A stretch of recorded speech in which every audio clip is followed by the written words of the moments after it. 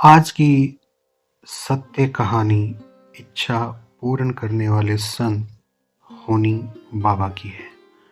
यह एक सच्ची कहानी है और मेरे साथ ही बीती हुई घटना है। जितनी भी मैं कहानियाँ सुना रहा हूँ, ये लगभग आज से 15 साल पहले की है, जो मेरी जीवन यात्रा का हिस्सा रही है। हर व्यक्ति चाहता है कि उसकी हर इच्छा पूरी हो, इसलिए हर व्यक्ति अपने धर्म के अनुसार विभिन्न पवित्र स्थानों पर जाकर अपनी इच्छाएं व्यक्त करता है, मन्नतें मानता है और अपनी इच्छाओं की पूर्ति की कामना करता है। कई बार ऐसे सिद्ध महापुरुषों से मिलन हो जाता है, जिनकी उपस्थिति मात्र से ही व्यक्ति की इच्छा पूर्ण होने लगती है। ऐसे एक संत से मेरी मुलाकात हुई थी, जिनका नाम था होनी बाबा।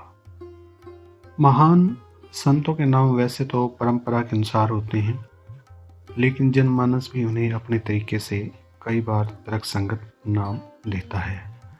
यहाँ होने का मतलब है जो होना हो, यानी जो आपके साथ होने वाला हो वो कोई संत पहले से बता दे, तो इसलिए उनका नाम पड़ गया था होनी बाबा। वो पहले से बता देते थे। होनी बाबा कुछ भी एक बार ही कह दें तो बात हो जाती थी, यानी पूरी हो जाती थी, लेकिन वो हर किसी को ऐसे कुछ नहीं कहते थे। पतंजलि योग सूत्र में इसको वाक सिद्धि का नाम कहा गया है, यानी होनी बाबा के पास वाक सिद्धि थी और शायद इसलिए ही होनी बाबा ज़्यादातर शांत रहते थे, चुप रहते थे, ताकि जो वाक सिद्धि है वो उसका कई बार मिसयूज हो जाता है। दूसरे कहलवा लेते हैं आपसे कोई बात, इसलिए वो ज़्यादा लोगों से मिलते नहीं थे और मिलते थे तो ज़्यादातर शांत रहते थे। यह जो घटना है, जो मेरा मिलना हुआ उन बाबा से, वो सतलुज नदी के पास की जगह है और यह बात लगभग 2010 की है। जैसे मैंने शुरू में बताया कि 15 साल पहले की ही ये कहानियाँ हैं जो मैं आपको सुना रहा हूँ, और भी मैंने वीडियो डाले हैं। तब मेरा हिमाचल प्रदेश के ऊना में आना जाना होता था। ऊना से पहले नंगल एक जगह है, भाखड़ा डैम का नाम आपने सुना होगा, वो सतलुज नदी के किनारे ही है। भाखड़ा एक जगह का नाम है और नंगल वो उसके पास की जगह का नाम है। यहीं पे पंजाब और हिमाचल की सीमा भी है। जिस स्थान पर बाबा रहते थे, होनी बाबा, वो नदी से यानी कि सतलुज से कोई 500 मीटर की दूरी पर होगा। 500 भी नहीं, 300-400 मीटर की दूरी पे होगा, जो वो उनका स्थान था, आश्रम नुमा। बड़ा रमणीक स्थान था वो। और सतलुज का जो हरा पानी है वो तो वैसे भी बड़ी दूर से देखो तो बड़ा सुंदर दिखाई देता है, पास से भी हरा ही दिखाई देता है। सतलुज जिन्होंने देखी होगी उन्हें ये बात मालूम होगी। योगी आमतौर पर नदियों के आसपास या पहाड़ों पर या जंगलों में ही साधना करते हैं।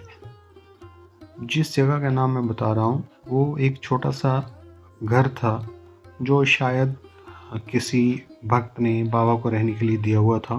3-4 कमरे रहे होंगे उसमें और कुछ बाथरूम बने हुए थे। कुछ बाथरूम बाद में भी बनवा दिए गए थे, शायद बाबा से मिलने आने जाने वालों के लिए बनवाए होंगे। और नदी के पास भी बाबा ने एक छोटी सी कुटिया बना रखी थी।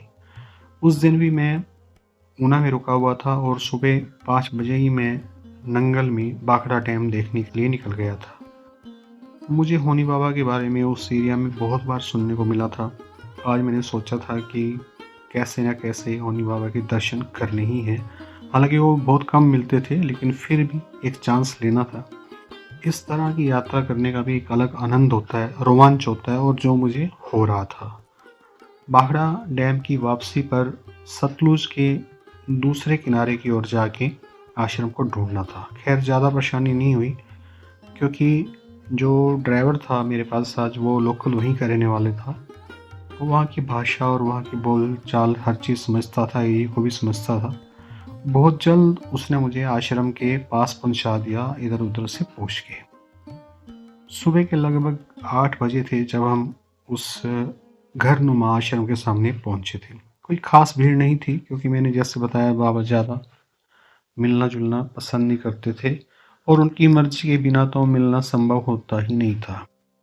बाहर कुछ लोग थे जो शायद देख रेख करने वाले होंगे, तो मैंने उनसे प्रार्थना की कि मुझे मिलना है बाबा से। तो उन्होंने पहले तो मना कर दिया, लेकिन मैंने कहा कि आप एक बारी बाबा के पास मेरा अनुरोध लेकर जाएं। अगर बाबा मिलने से मना कर देंगे तो मैं वापस चला जाऊंगा। खैर वो इस बात पर मान गए और उन्होंने मुझे इंतज़ार करने के लिए कहा। इंतज़ार करने के लिए मैं वहीं पर बैठ गया। बाहर चूल्हा जल रहा था, धुआं ऊपर की ओर उठ रहा था, सामने बहती हुई नदी दूर से नजर आ रही थी। बड़ा अद्भुत नज़ारा था। मैं मंत्रमुग्ध सा उस नज़ारे को देखे जा रहा था। तभी एक आवाज़ ने मेरे इस प्राकृतिक ध्यान को तोड़ दिया। लीजिए, चाय लीजिए। ठंडा मौसम था। चाय का कप देखकर आनंद ही आ गया था। चाय के साथ कुछ नमकीन भी थे।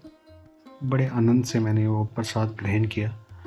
जगह आध्यात्मिक हो और नज़ारा अद्भुत हो तो एक कप चाय भी कई बार अद्भुत अनुभूति करवा देती है। खैर, चाय मैंने समाप्ति की थी कि एक व्यक्ति आया और उसने बताया कि बाबा ने 1 घंटे बाद मिलने के लिए बुलाया है और कृपया आप नाश्ता प्रसाद ग्रहण कर लें और तब तक बाबा से मिलने का समय हो जाएगा। मैंने कहा कि नहीं, प्रसाद मैं नहीं लूँगा, चाय मैंने पी ली है, प्रसाद नाश्ता मैं बाबा से मिलने के बाद ही करूँगा। खैर, उन्होंने कुछ नहीं कहा और वो चले गए। मैं थोड़ी देर बाहर नदी की ओर टहलने चला गया, क्योंकि अब मेरे पास लगभग 45 मिनट का समय था और मैं नदी को देखने चला गया। मैंने बताया कि सतलुज का पानी हरे रंग का है। सतलुज का पानी आपका मन मोह लेगा, दिल करेगा कि देखते ही रह जाएं। मैं भी सतलुज के पानी की ओर देखता हुआ सोच रहा था कि मुझे बाबा से क्या कुछ मांगना चाहिए अपने लिए। मन में हाँ या ना के कई विचार आ रहे थे। मेरा वास्तव में महान संतों से मिलने का उद्देश्य आध्यात्मिक ज्ञान या आध्यात्मिक उन्नति का आशीर्वाद लेना ही होता है। मैं यही सोच रहा था कि अपनी आध्यात्मिक यात्रा के संबंध में कुछ मांगूंगा। 45 मिनट का समय कब बीत गया पता ही नहीं चला। मैं वापस आश्रम की ओर चल पड़ा। मुझे उत्सुकता के साथ रोमांच भी हो रहा था। मैं जल्दी आश्रम के सामने था और फिर 10 मिनट बाद बाबा के सामने था। बाबा का व्यक्तित्व आकर्षक, ओज से भरा हुआ, हंसमुख सा था। हंसते हुए उन्होंने मेरा स्वागत किया। बोले, कहो अनुज, कैसे आना हुआ। उनके मुंह से अनुज शब्द सुनकर बहुत अपनापन सा लगा था। अनुज का मतलब छोटा भाई होता है। मैंने अपने बारे में बताया। बाबा बात बात पर हंसते थे। गजब की आध्यात्मिक हंसी थी उनकी। फिर उन्होंने मुझसे पूछा, क्या तुम कुछ मांगना चाहते हो। मेरा दिल अचानक से धक धक करने लगा, क्योंकि होनी बाबा से कुछ भी मांग लो वो मिल जाता था। तभी वो हंसते हुए बोले, लेकिन एक शर्त होगी।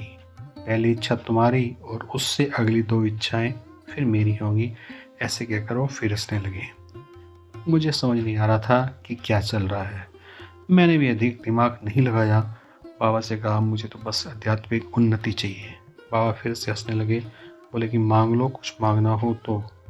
उन्होंने मेरी आंखों में देखते हुए कहा, मौका है, मांग लो।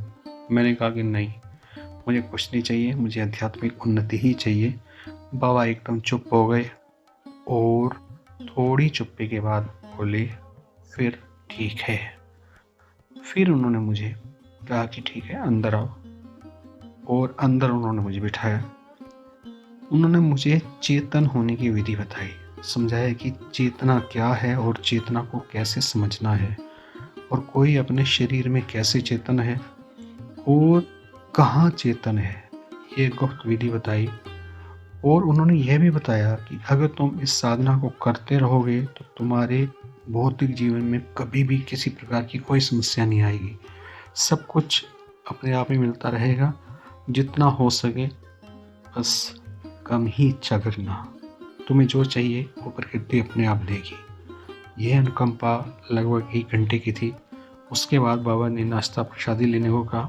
मैंने खुश मन से प्रसाद लिया और वापस अपने होटल में ऊना आ गया। ये थी मेरी कहानी होनी बाबा से मिलने की। उसके बाद भी मेरी मुलाकात हुई होनी बाबा से। काफ़ी समय तक मैं वहाँ पे आता जाता रहा।